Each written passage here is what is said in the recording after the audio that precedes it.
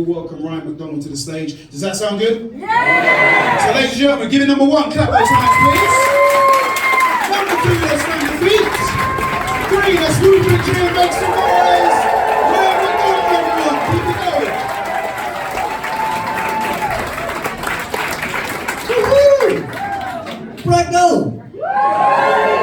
How the fuck are you? Jesus, that enthusiasm died quickly, didn't it? You see, now what that kind of looks like is because you definitely cheered when he called out my name, and then now it looks like you were more excited by the prospect of me coming to stage. Can I just say that as an ego-driven comedian, there is nothing quite like the feeling of taking a look at just a room full of people who all take one look at you and then collectively just decide, no. No, nobody mentioned it being fucking ginger, no, fuck this. Lovely, what a lovely welcome to Bracknell, thank you very much. Irish people in the room, give me a cheer. Jesus, fucking loads of yous. Where are you from? Me. Yes? Okay, right, that's that. She just misunderstood the question, it's easy, it happens. It happens. Media and communication then, is it? You, is it? And you're only starting the first day this week? Genuinely, I studied both media and communication. Yep, I graduated 15 years ago. And I don't mean like ruin your dreams or anything, but I now talk about essentially my dick for a living. Best of luck, big lads. I'm from Belfast. I have lived amongst you for quite some time. I've been here for like 16 years. I've realised that I haven't lost the accent, but that's just because a lot of that time I spent in London and I just didn't fucking talk to them. Makes sense. There was a time though, and there's people in this room old enough to remember this, the good old days, whenever having this accent, living in London used to be fucking brilliant. Do you remember? But what's actually happened there is when the Troubles ended in Northern Ireland, London kind of just went downhill after that.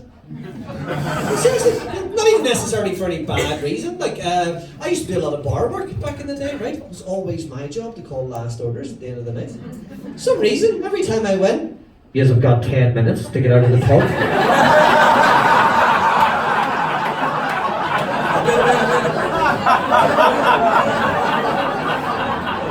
Please fucking emptied every time! You just don't get respect like that anymore, and I miss it.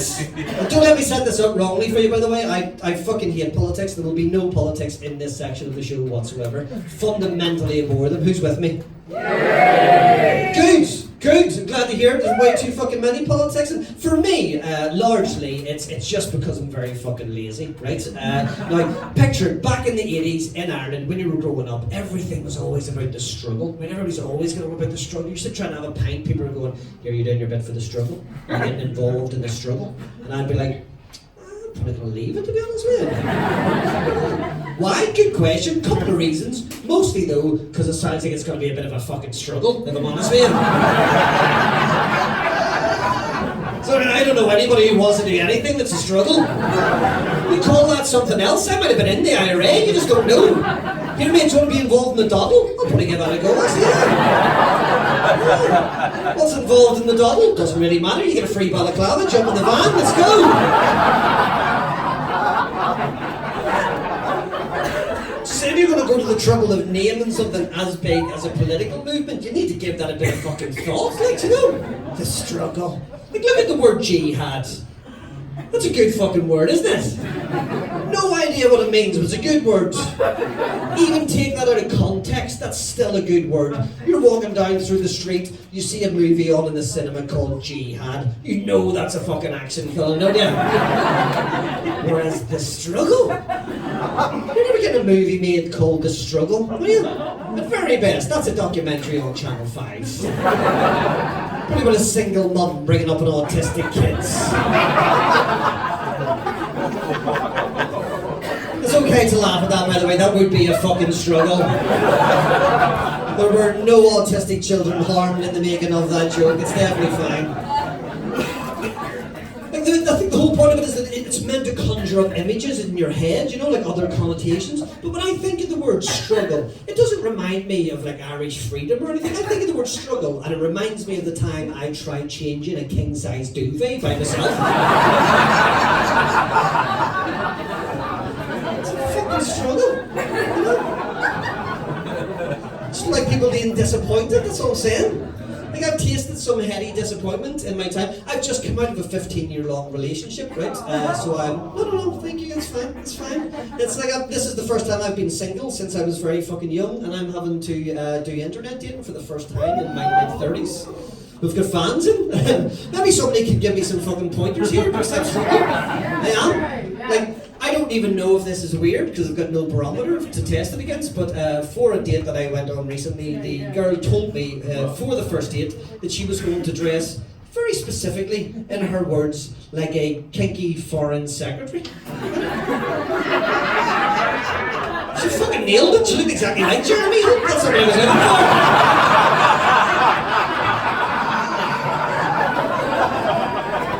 I was hoping for more, that's what I'm saying. You know?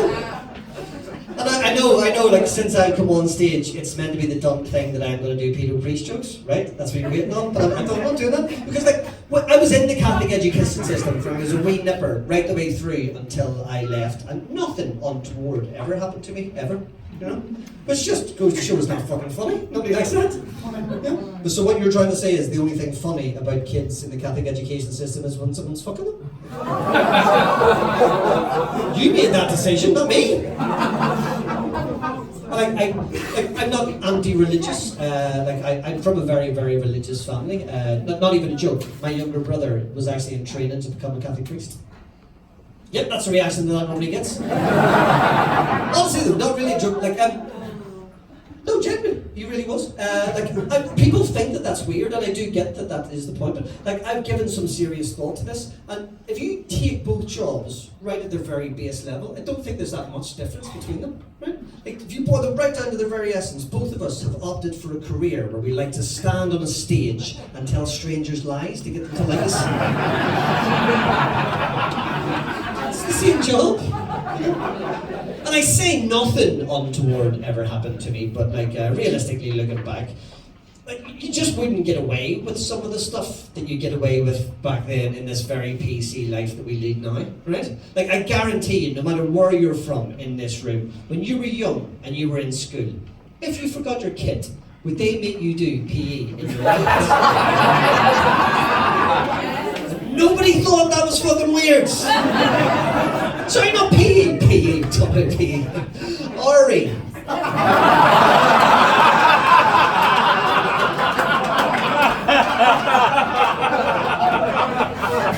Just myself again, is it?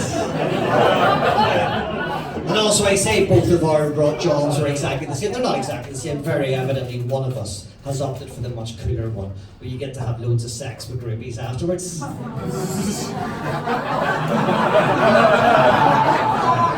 I went for comedy, but you live and learn, don't you? You live and learn. Oh, I'm a feminist now, by the way, as well. Feminists? Fucking right, you feminists? Young men, you feminists? I'm going to have to question your legitimacy in this. You need to be a feminist. How old are you? 19? You need to be a feminist. Take my fucking lead on this. I've learned this the hard way. You need to be a feminist, and we need more ladies. We need more male feminists like me, right? Listen, because if you let the birds do it by themselves, they only fuck it up, right? Listen.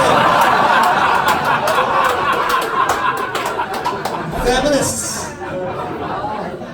And I learned this the hard way as well. Like, I had an experience recently, and what happened in the experience was I underwent something that I think a lot of women will have, because I was in Mexico, and I was drinking by myself in a bar, and I was actually quite lonely, and nobody spoke any English, so I was just sitting on myself. And then I heard somebody speaking in English down the back, so I went over and had a chat with them. And this is what's brilliant about travelling, because it puts you into situations that you would never be thrust into otherwise. Over here, in this country, in a bar, I would never have gone and had a conversation with an 83-year-old American man.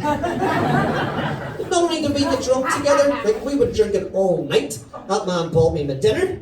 Then later on, back in his house, 2 o'clock in the morning, still drinking, he said words to me that are so profound, I will never forget them as long as I live. He just, out of the blue, just puts his arm around me, looks me right in the eyes and goes, "So Ryan, would you like to take a shower first?"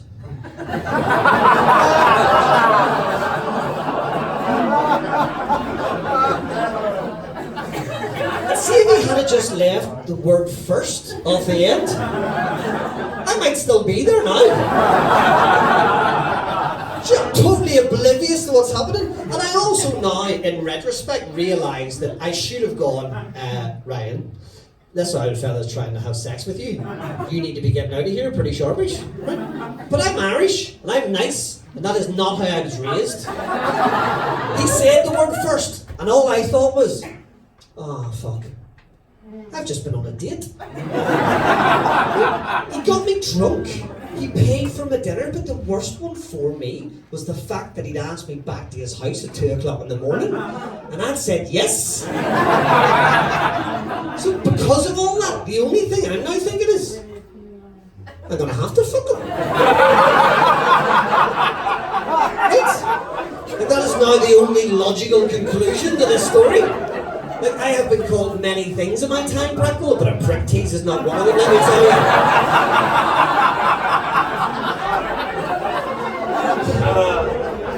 So I'm just thinking to myself, you know, I've never had a gay experience before. I'm millions of miles away from home. How hard can it be? As it turns out, semi-hard is the answer to that.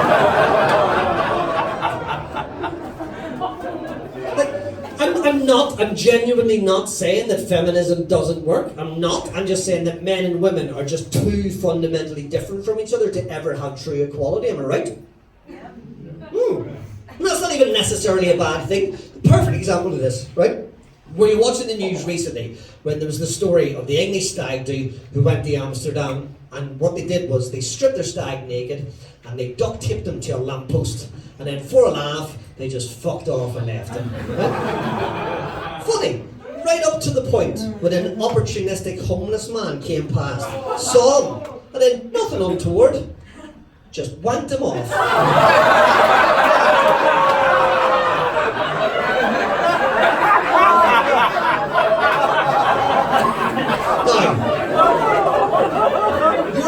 Full of fully grown adults, and you just laughed at that.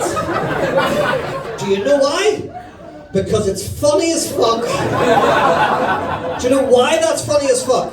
Because he's a bloke. Can you imagine if that had been a woman? That hen do was over. They're getting early flights back. That's fucking horrific. Because that's a bloke. That's in the fucking best man speech.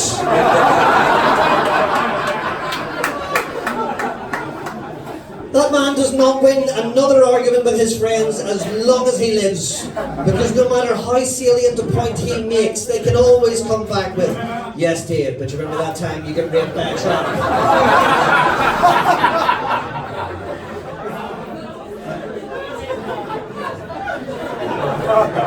You're a lovely crowd, by the way. Thank you very much. That's nice.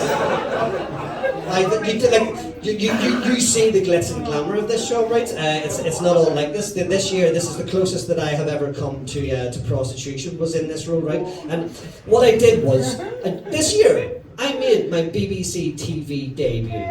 Thank you. But before we do the patronising bit, I will guarantee not one of you fuckers saw it, did you? No. And do you know what's better? I'm even glad that you didn't, because the reason why you didn't is because not one of you tuned in to see the BBC's Ginger Pride March. And I would fucking love to tell you that I made that up for a wee joke. Love to. But what happened was I get a call from my agent one day just going, "Hey, do you want to do the publicity campaign for this?" And I went, "Well, no, because that sounds fucking horrific, doesn't it?" And he goes, "It's good money, it's good money." And I was like, I don't want your money, I'm not interested in your money. I've not got what you maybe refer to as many morals, but I'm not fucking doing it, right? They went, "They'll feature your Edinburgh show on the BBC." And I was like, "What time do you need me there for?" This is a hard fucking industry to cut a break in. But now, what actually happened in the end was, it was just me having an argument with a journalist, because if you imagine that he had already written the story before I arrived, so all he wanted was just sensationalist quotes to write down, okay? So, to give you an idea, the first thing he asked me was, could I, in my own words, describe to him how gingerism in the UK is just as bad as racism in America. Go. And I was like, for fuck's sake, mate, I'm pretty sure one of these might be a wee bit worse than the other one. He goes, but how can it be?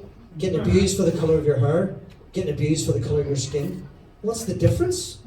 And I went, well, there's never really been a ginger slave trade, has there? Off the top of my head, one reason, like, I'm not saying gingerism isn't a bad thing. I'm saying you're never getting a movie made called 12 Years of Ginge. Let's wrap a wee bit of fucking context around this, shall we? Even the fact that it's a pride march is wrong. Like, the gays have definitely had a much harder time down the years. The gays deserve their pride march, okay? The only similarity that I can see between what the gays have gone through and what my people have gone through is that admittedly, some people are also disgusted by the idea of us having sex as well. That's it. Nothing else. Even, like, to wrap up, at a time whenever there's an awful lot of negativity and there's an awful lot of, like, more racism and misogyny and everything, as an ism, I genuinely believe gingerism is actually dying out. Am I right? Yeah. You see, and, like, again, I have a perfect example of this. I'm walking down the road recently, just in minding my own business, and as I'm walking down the road, I see a car coming towards me with two young lads in it, and as it gets close, one of the windows just starts going down like that, right? And I know exactly what's happening. And then, as he comes past, just very simply, nothing untoward again, one of them just leans out and just goes, "You're a fucking ginger!" on the way past. And I stood there that day, as a man in my mid-30s, reflecting on an entire lifetime of this. And I was happy. Do you know why? Do you know why? That sentence wasn't finished, was it? You know. No, he wanted to put the word cunt at the end of it. You know he did. You know he wanted to go, "You're a fucking ginger cunt!" But even though he wanted to, he didn't. And that shows a progressive society.